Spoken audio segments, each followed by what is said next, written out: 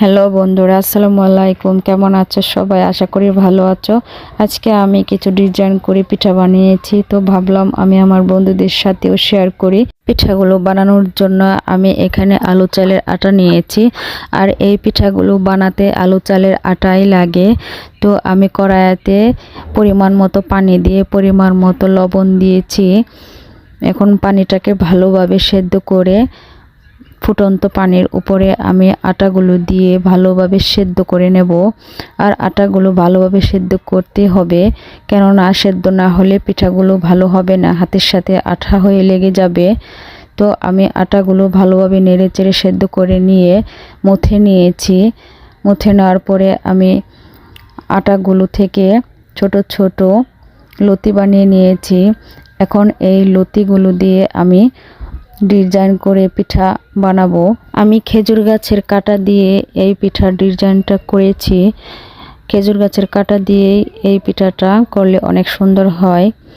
তো এই ডিজাইনটা অনেকটা একটা গাছের পাতার মতো লাগে দেখতে, কিন্তু খুবই সুন্দর হয়েছে। তো তোমাদের কাছে কেমন লাগছে কমেন্টে একটু জানিও। আমি সবগুলো পিঠাই এভাবে সুন্দর করে বানিয়ে নিয়েছি। দেখতে কিন্তু খুবই সুন্দর হয়েছে। দেখতে যতটা সুন্দর, খেতেও কিন্তু ঠিক ততটাই ভালো লাগে। আমি খেজুর গাছের কাটা দিয়ে সবগুলা পিঠা বানিয়ে নিয়েছি।